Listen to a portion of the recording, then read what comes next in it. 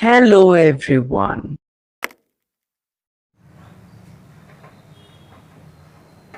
Types of goodwill. We are starting today goodwill chapter numericals. So here first topic is, first I am making a chart that how many types of goodwills we have to calculate. So types of goodwill. Types of goodwill, first is average method.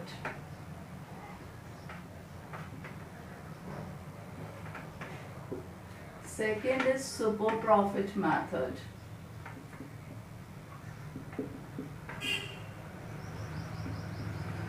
And third is capitalization method. So goodwill we have to calculate by three methods. First is average profit, second is super profit, and third is capitalization method. Average profit is again broadly classified into two parts. They are simple average method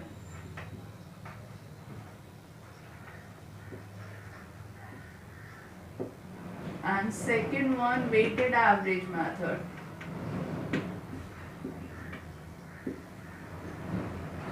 So goodwill is classified into three parts. What are they? Average profit, super profit, and capitalization method. An average profit is broadly classified into two parts, that is simple average and weighted average method. Super profit is not classified into two parts, but capitalization method is again divided into two parts, that is by average method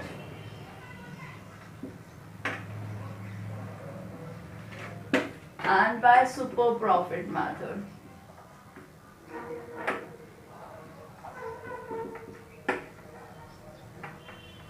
So first thing you understood that how many types we have to do.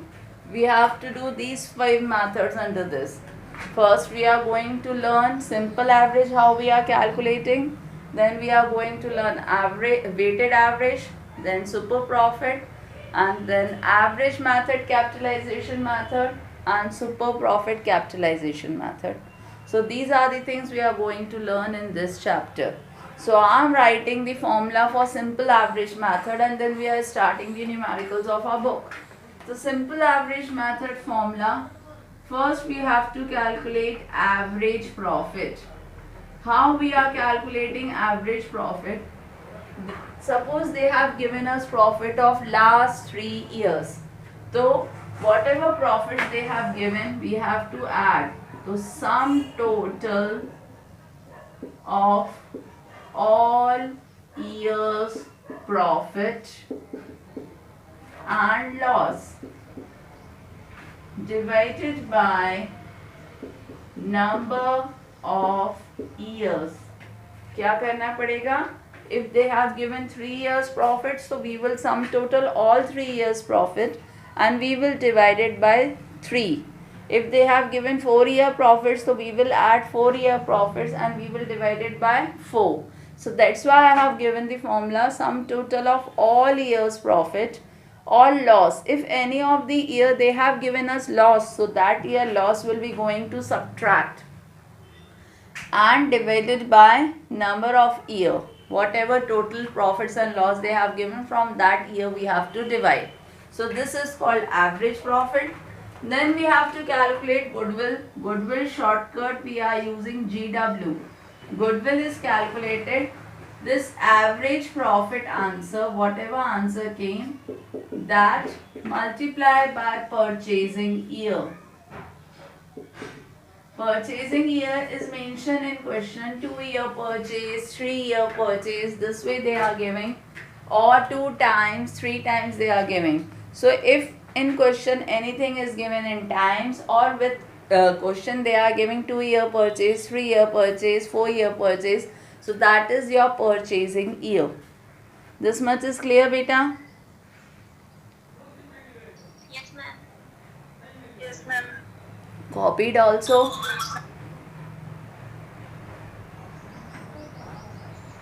Yes, ma'am. So we are starting next topic.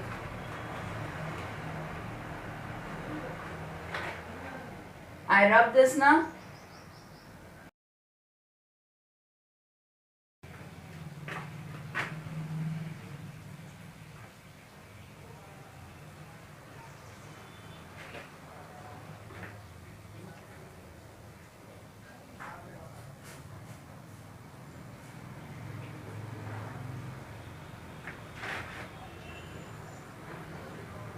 Yes. Yes, beta. Formula I am not rubbing. So now we are starting question number 1.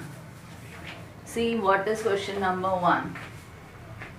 Under question number 1 they are saying us calculate the amount of goodwill at 3-year purchase of last 4 years profit. That means purchasing year question में कितना दिया है 3 and profits उन्होंने आपको 4 years के दिए हैं. So first work we have to calculate average profit. Average profit how we are calculating? Sum total of profits divided by number of year. So profits देखो उन्होंने 4 दिए हैं. फर्स्ट ईयर का प्रॉफिट उन्होंने आपको 5000 दिया है. सेकेंड ईयर का profit they have given us 8000.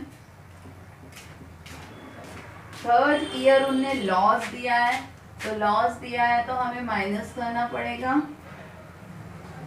और फोर्थ ईयर का प्रॉफिट उन्होंने 6000 दिया है. सबको प्लस माइनस करो. 4 साल के प्रॉफिट्स हैं इसलिए 4 से डिवाइड कर दीजिए. तो 4 से डिवाइड करो, बताओ कितना आ रहा है बेटा? 4000. सम टोटल करने पे 16 divided by 4 it is coming 4000. So this is over. Now we have to calculate goodwill. So goodwill how we are calculating? Average profit into purchasing year. So average profit into purchasing year. Average profit is 4000 and purchasing year in question they have given 3. So your goodwill is 12,000. Clear how to calculate? So now second question.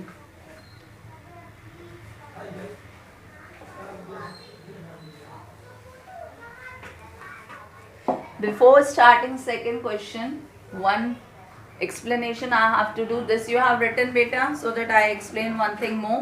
Then you can do all the 3-4 sums by your own. Okay.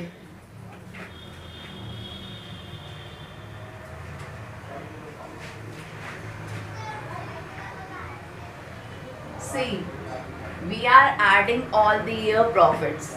हम सारे profits को plus करके divided by number of year करते हैं तो average profit आ जाता है. But अगर उनने जो प्रॉफिट्स दिए हैं वो उनने रॉन्ग प्रॉफिट दिए हैं तो सबसे पहले हमें क्या करना पड़ेगा? करेक्ट प्रॉफिट निकालना पड़ेगा. क्या करना पड़ेगा? We have to calculate the correct profit. और फिर वो जो करेक्ट प्रॉफिट आएगा उन प्रॉफिट्स को यूज़ ऐसे ही करेंगे, एवरेज प्रॉफिट में ऐड करेंगे और फिर गुडविल निकालेंगे. मतलब अब ये करने से पहले हमें क्या करना पड़ेगा? करेक्ट प्रॉफिट निकालना पड़ेगा. तो समझ में आया करेक्ट प्रॉफिट कब निकालना है? जब उनने हमें रॉन्ग प्रॉफिट दिया है. तो हमें जो उनने रॉन्ग प्रॉफिट दिया है इस रॉन्ग प्रॉफिट को अगर हम अकाउंटिंग लैंग्वेज में कहें तो हम कहेंगे रॉन्ग प्रॉफिट. और यही रहेगा रॉन्ग प्रॉफिट, ज़्यादा बेटर है. दूसरा नाम फिर आपको लिखवाती हूँ. सो रॉन्ग प्रॉफिट जो भी दिया होगा उसमें हमें क्या करना रहता है? एबनॉर्मल लॉस प्लस कर देते हैं. So question arises what do you mean by abnormal loss? Anybody knows what is abnormal loss? Abnormal loss means suppose you are running a business of books. ठीक है, आपका बिजनेस बुक्स का है. Now you have sold an asset. आपने asset बेचा.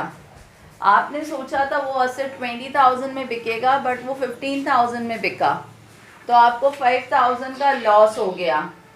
तो ये loss क्या कहलाएगा? Abnormal loss. तो एबनॉर्मल लॉस का मतलब क्या है? हमारा बिजनेस बुक्स का है बट हमने बाकी कोई भी चीज़ों को बेचा other than our main business business के अलावा अगर कोई भी चीज़ों को बेच रहे खरीद रहे हैं, तो अगर खरीदेंगे तो वो क्या बन जाएगा, एबनॉर्मल प्रॉफिट, और बेचेंगे तो क्या बन जाएगा, एबनॉर्मल लॉस। आई बात समझ में? एबनॉर्मल प्रॉफिट और एबनॉर्मल लॉस क्या होता है?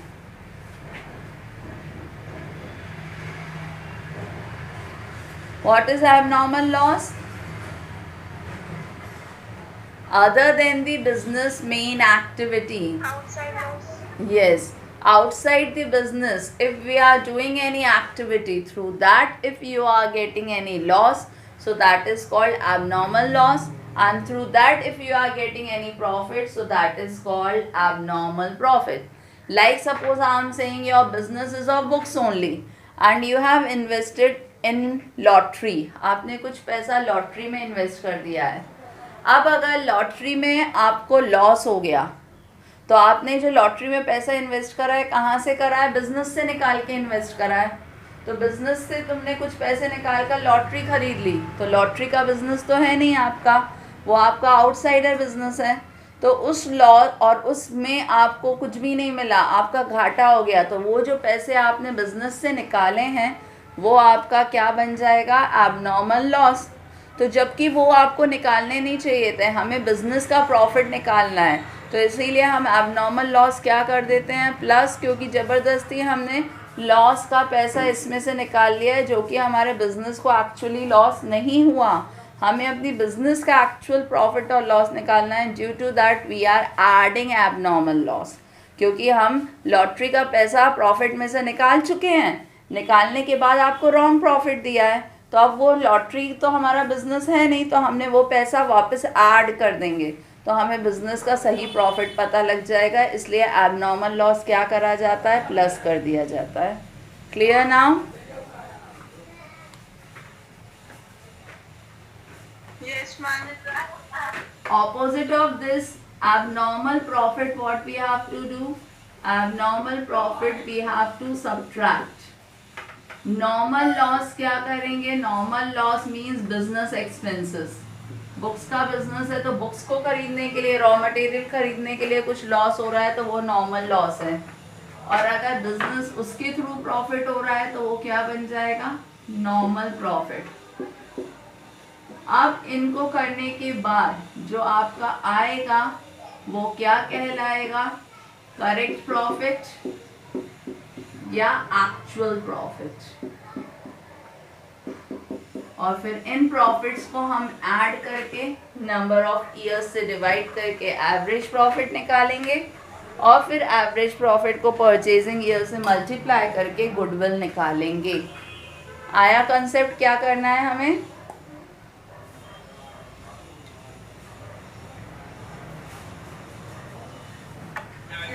Yes, ma'am. Copy it fast, then we are doing numerical of this pattern. Written.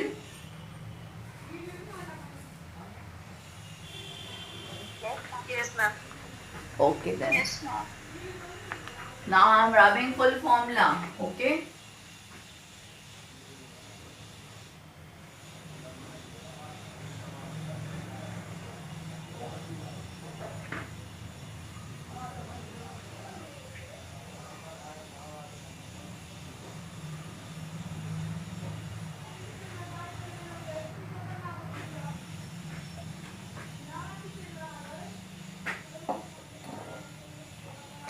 Question number 2. See, on 31st March 15, उनने आपको प्रॉफिट दिया है 40,000।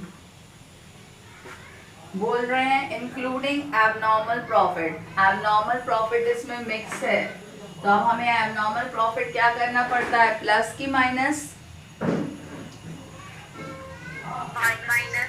तो अब आप इसमें से 5,000 माइनस कर दो, तो आपका 35,000 आ गया। तो आप यहाँ लिख सकते हो हेडिंग में, ये रॉन्ग प्रॉफिट है, ये एडजस्टमेंट है, और ये एक्चुअल या करेक्ट प्रॉफिट है।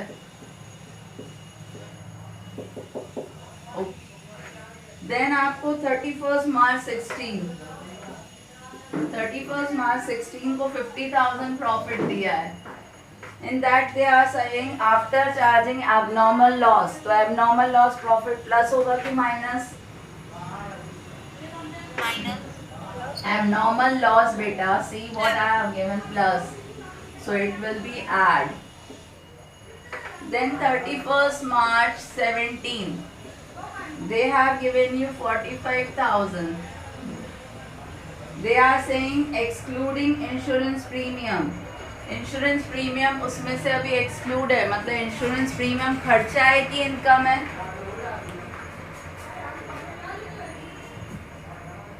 Tell me, insurance premium is an expenditure और इनकम? वी आर पेइंग और we are receiving premium? We will pay, so it is an expenditure and which is not included, जो अभी उसमें include नहीं है, मतलब ये normal loss है. तो normal loss को हमें क्या करना पड़ेगा? क्या करते हैं normal loss plus की minus?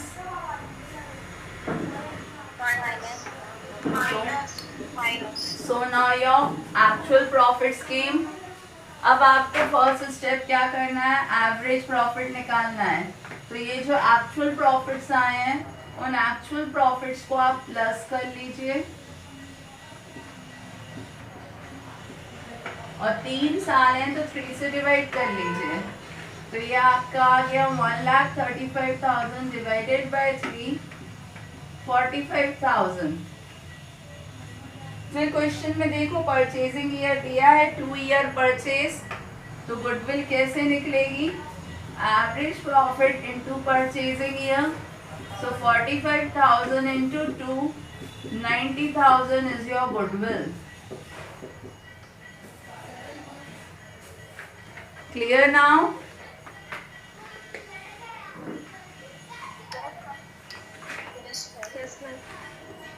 सबको समझ में आया बेटा? Yes, ma'am.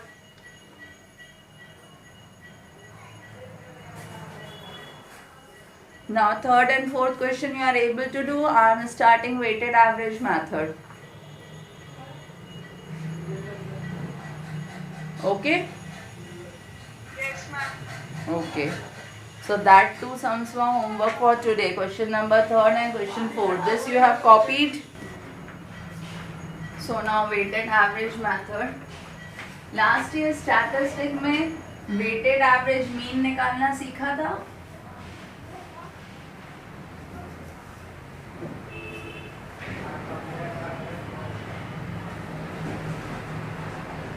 भूल गए है ना?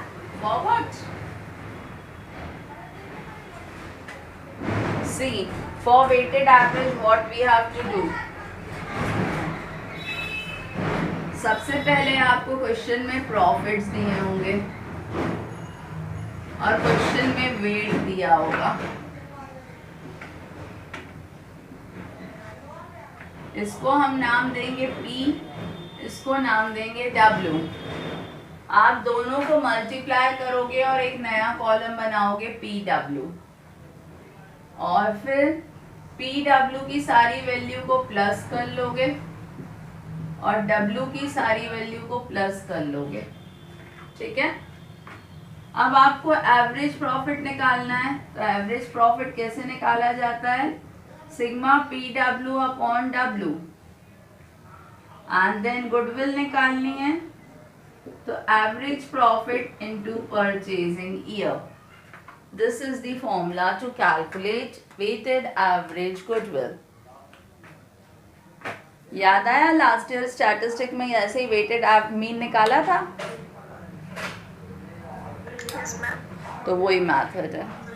Okay. So now question number 5 you see. Under question number 5 आपको 5 इयर्स के प्रॉफिट दिए हैं और क्वेश्चन में वेट दिया है 1 2 3 4. तो आपको फर्स्ट ईयर प्रॉफिट दिया है 37,000, सेकेंड ईयर दिया है 48,000, थर्ड ईयर दिया है 22,000, fourth year given 65,000 and fifth year given 30,000. Weight दिया है 1 2 3 4 5.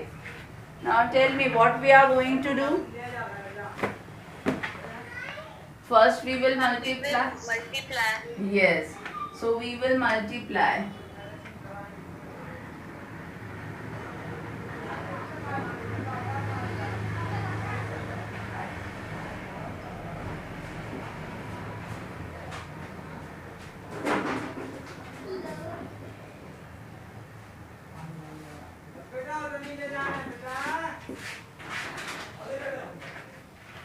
Now you sum total.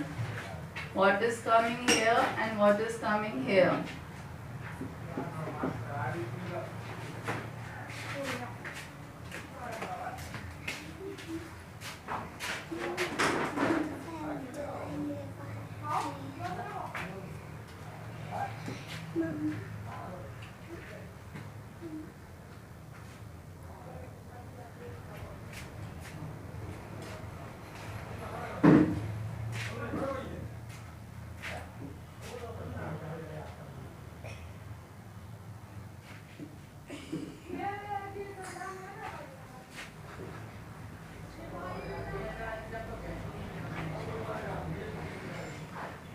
यही आ रहा है बेटा. Total once again you check. Ma'am, it's correct. Correct. So now we will do next procedure.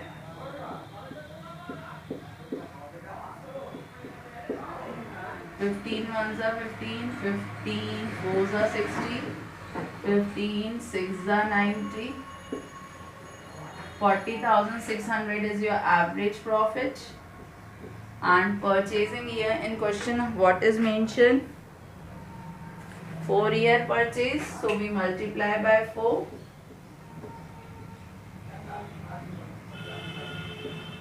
This is your goodwill.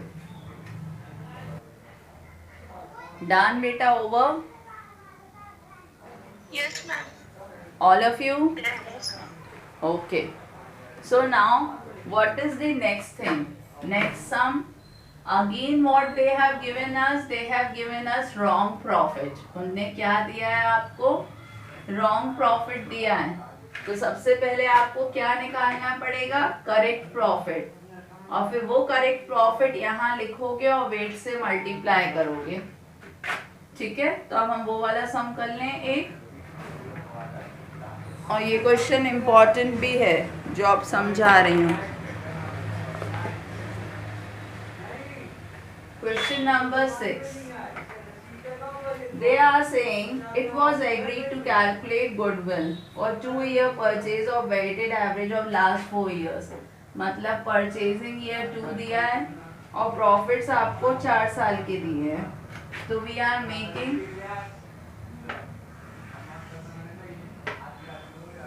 बहुत सारी adjustments दी हैं. तो हम एक एनालिसिस टेबल बना रहे हैं.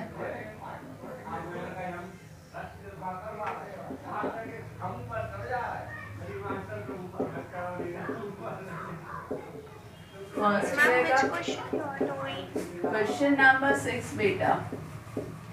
Weighted average last some.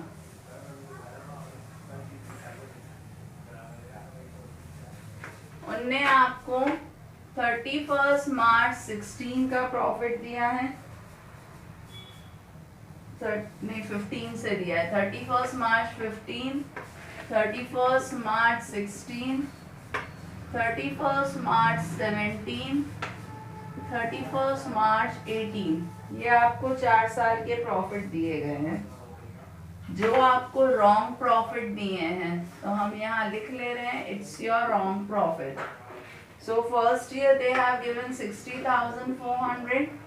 Second year they have given 69,600.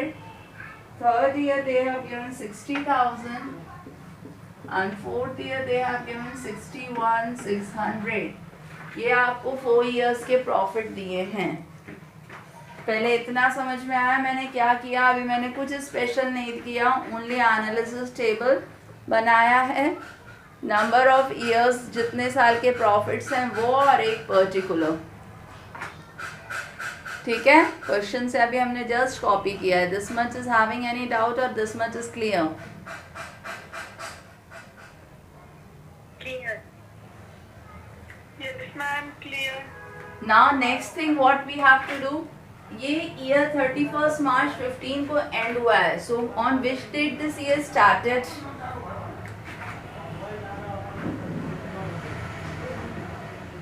If year ending, April 2014. yes.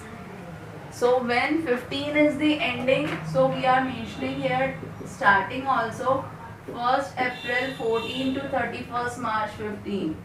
1st April 15 to 16.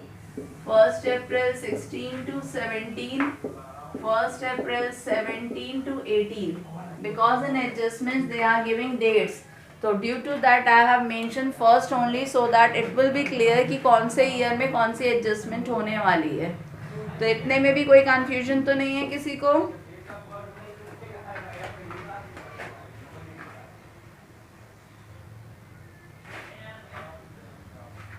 Okay, so now I am starting reading the adjustment. Please listen it carefully how I am posting, then your question will be clear to you. Only adjustment part you have to learn, rest all you are knowing how to calculate it. So first adjustment they are giving on 1st December 2016. तो बताओ 1st December 2016 second year होगा कि third year होगा?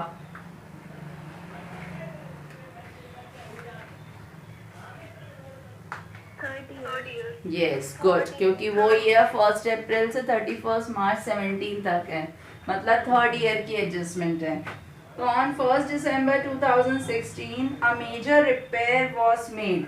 तो उनने repair करवाया है बहुत ज़्यादा प्लांट पे 12,000 का, जिसको उनने रेवेन्यू मान लिया है, जबकि हमें इसको क्या मानना था? कैपिटल. तो वो रेवेन्यू मानकर माइनस कर चुके हैं. अब हमें इसको कैपिटल एक्सपेंडिचर ट्रीट करना है. तो वो माइनस कर चुके हैं, तो हमें क्या करना पड़ेगा मिस्टेक को सुधारने के लिए? प्लस. आई ये चीज समझ में?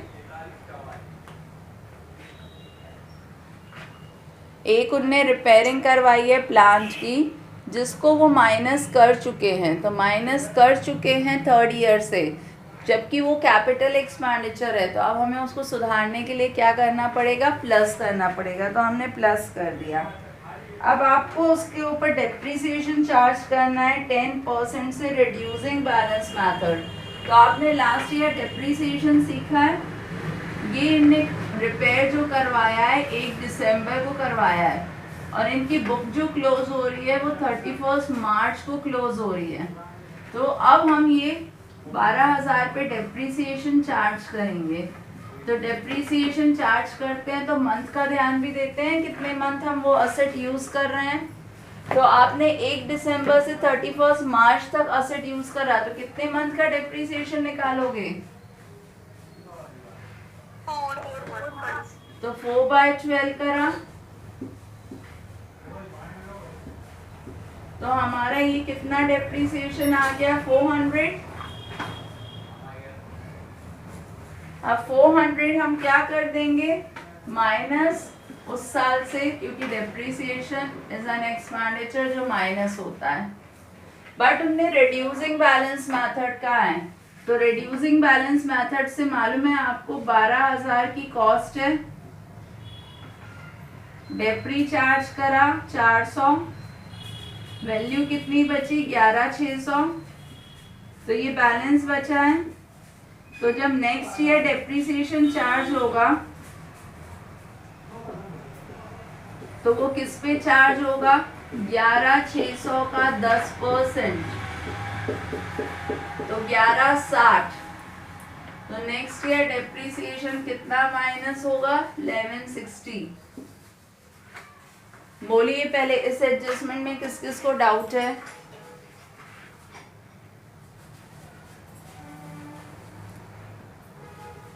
क्लियर है क्या? देखो, हमने असेट खरीदा है, मतलब रिपेयर करवाया है कार पे. तो अगर कार हमारा असेट है तो कार ही में वो ऐड हो जाएगी. तो ये 12,000 हमें बैलेंस शीट में लिखना चाहिए, जबकि हमने प्रॉफिट एंड लॉस में लिख लिया है. मतलब हम प्रॉफिट एंड लॉस में से माइनस कर चुके हैं. तो माइनस करने के बाद आपका प्रॉफिट 60,000 आया है. तो हमें प्रॉफिट सही निकालना है, इसलिए हमने 12,000 प्लस कर दिए. अब जब ये हमारा 12,000 असेट है तो असेट पे डेप्रीसिएशन चार्ज होता है, तो हमने 12,000 पे डेप्रीसिएशन लगाया, पहले साल 4 महीने यूज़ हुआ इसलिए 4 महीने का डेप्रीसिएशन लगाया।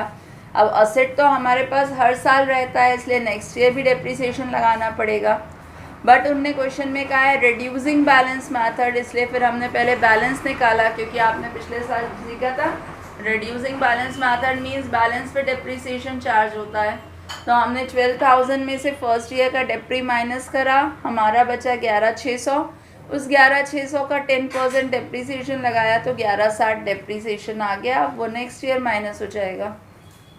अब बताओ इतना सही क्लियर हो गया?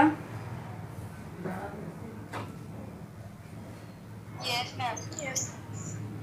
After that what second adjustment इनने कहा है closing stock on 31st March 2016 was overvalued by 4,800। Overvalued means ज़्यादा लिख दिया है। कौन से ईयर में, सेकेंड में कि थर्ड में?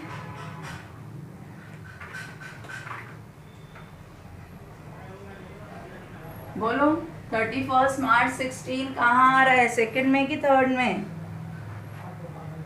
Second. तो ओवरवैल्यूड मतलब ज़्यादा लिख दिया है, ज़्यादा लिख दिया है तो हमें क्या करना पड़ेगा, कम। ठीक है, और जब ये क्लोजिंग स्टॉक की बात हो रही है, यहाँ माइनस हो रहा है तो नेक्स्ट ईयर इसको हमें क्या करना पड़ता है, प्लस, इसका इफेक्ट कैंसिल हो जाए। या फिर ये समझ सकते हो ये जो क्लोजिंग स्टॉक है अगले साल ओपनिंग स्टॉक बन जाएगा, इसीलिए वहाँ पे भी इफेक्ट देना पड़ता है, इसलिए उसको प्लस कर दिया जाता है। आ गया ये समझ में?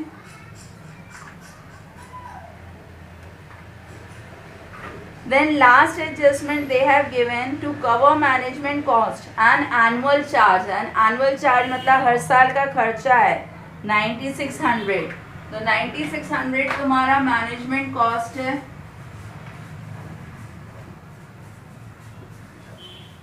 जो एवरी ईयर एक्सपेंडिचर है, तो हर साल का खर्चा है, इसीलिए we have to subtract it. अब इसको माइनस करो, इन सबको करने के बाद जो आपका आएगा वो क्या आ जाएगा, करेक्ट प्रॉफिट। पहले बताओ एडजस्टमेंट्स क्लियर हो गई बेटा? Adjustments are clear?